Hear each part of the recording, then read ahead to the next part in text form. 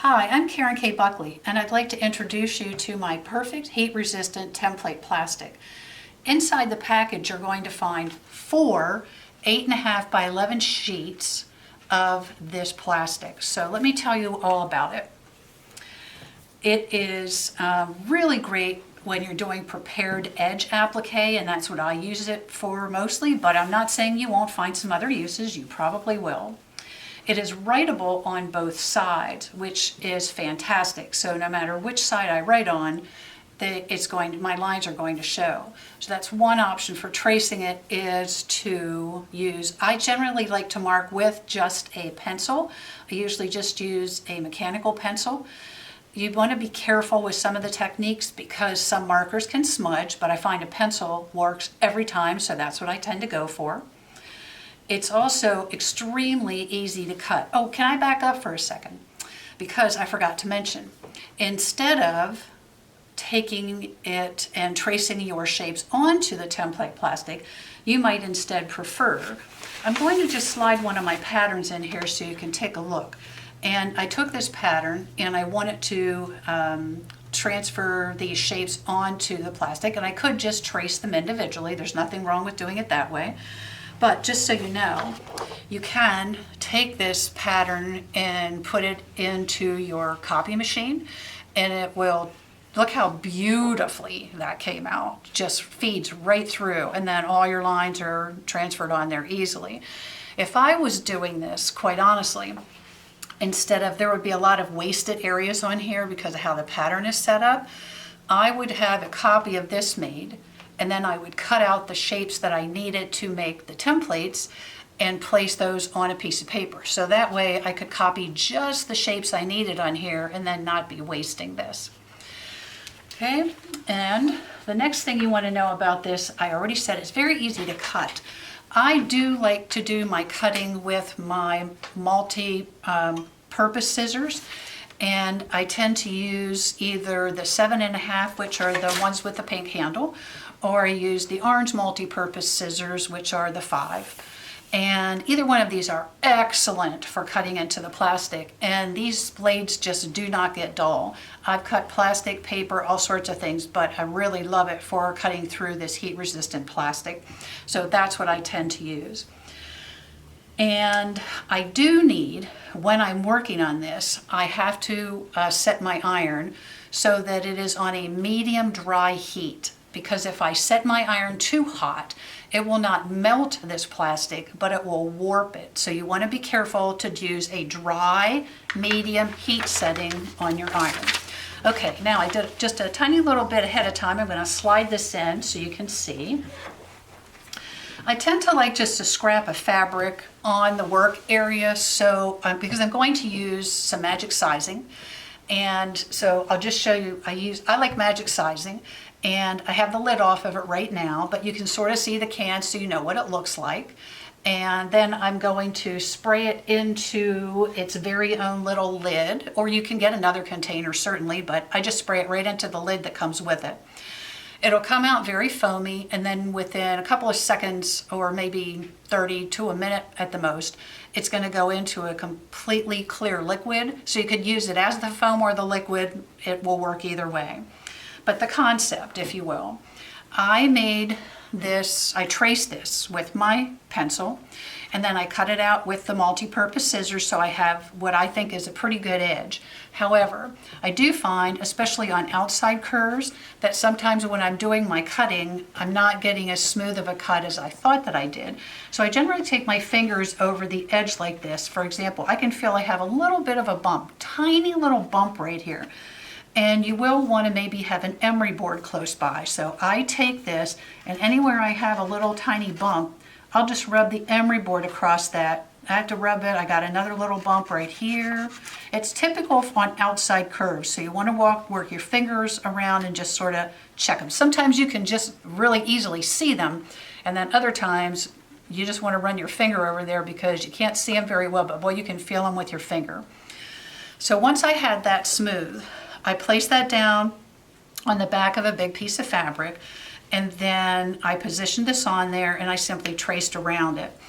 If I had more than one of these, I would layer my fabric when I'm cutting.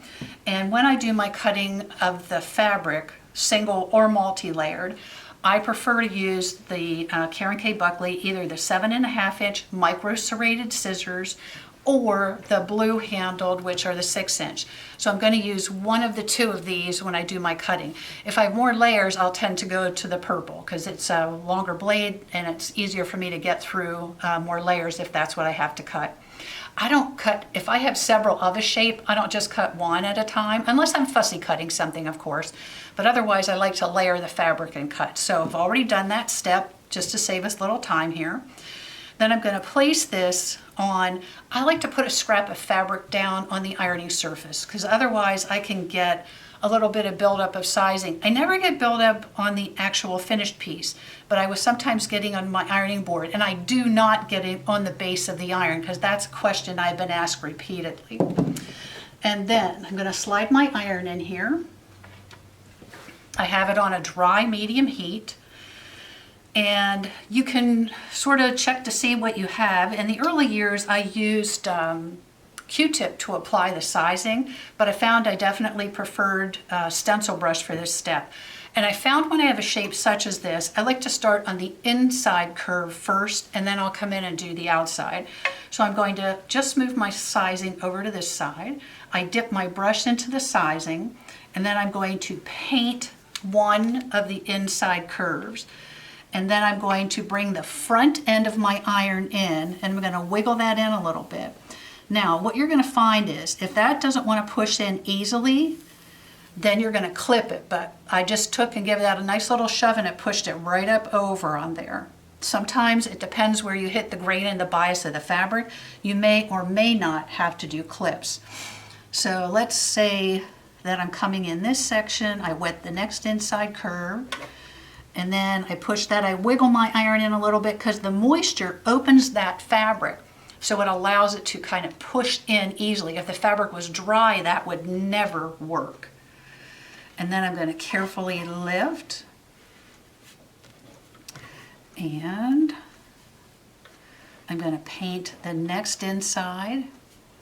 Let's say that I find it's not turning over well for me. Then I like to come in with, I usually use the Karen K. Buckley's 4-inch, the smaller scissors.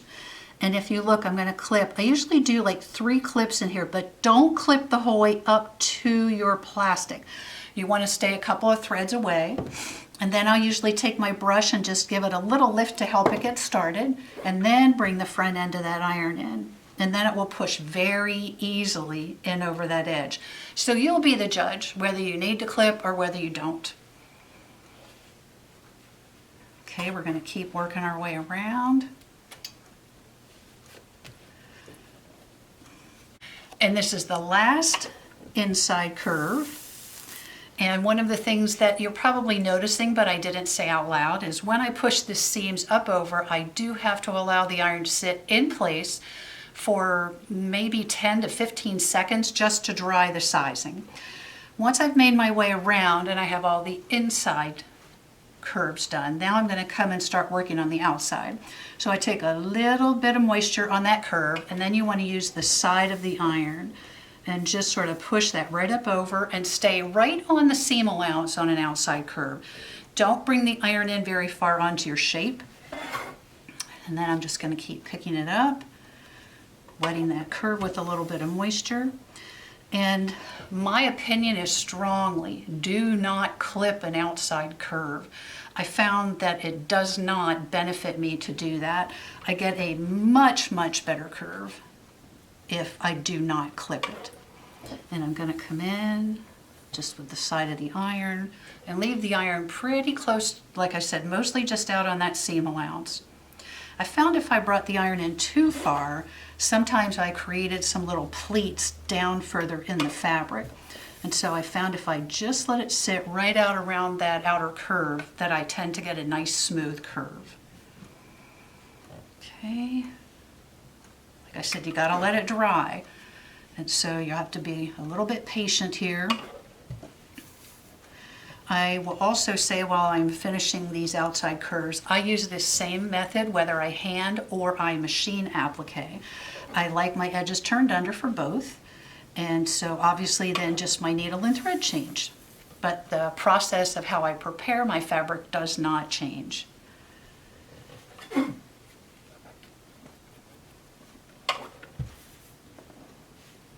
Okay, one more to do. And then check it before we pull this out. But I just want to make sure I repeat. Inner points will need to be clipped. Inner curves may or may not. It depends how deep they are. You'll decide that. But outside curves I think should never be clipped when you're doing this. Okay, and then I like to pick it up, and you can see it's going to form beautifully right up over these edges. But one of the things that I will do is I usually take my fingers and I check these edges. So I'm just looking around visually to make sure everything looks okay. Because one of the things I want you to understand is that if there's an edge on here, maybe it got caught under the iron a little funny, because that can happen and you don't see it because it's under the iron. But let's just pretend that right here on this curve that I wasn't completely satisfied with the way it looked. I can come in, lay that back down, re-wet that, take my finger and push it out, and I can re-iron it. And I'm not exaggerating. I can have that fixed in 20 seconds. So it's not a big deal to me if it happens. Just know that it will happen every once in a while, but it's extremely easy to repair. All right, let's flip it over. Everything looks excellent. Now, I'm going, just so you know, it's not once and done. Once you make the template, you can just keep reusing it. And then it's very simple. I just reach in and pop it out. You don't have to be really delicate with it because the edges are ironed so beautifully that, you know, it's just popped it out and it's all ready to go. And then I put that down on my background fabric. Some people prefer to pin, some people glue, however you want to put it on there, and then you're ready to do your stitching. I've made thousands of shapes using this heat-resistant template plastic, and you are going to love working with this for your applique as well. So remember, you're getting 4 8.5 by 11 sheets inside, and it's the Karen K. Buckley's Perfect Heat-Resistant Template Plastic. Have fun making templates. Thanks.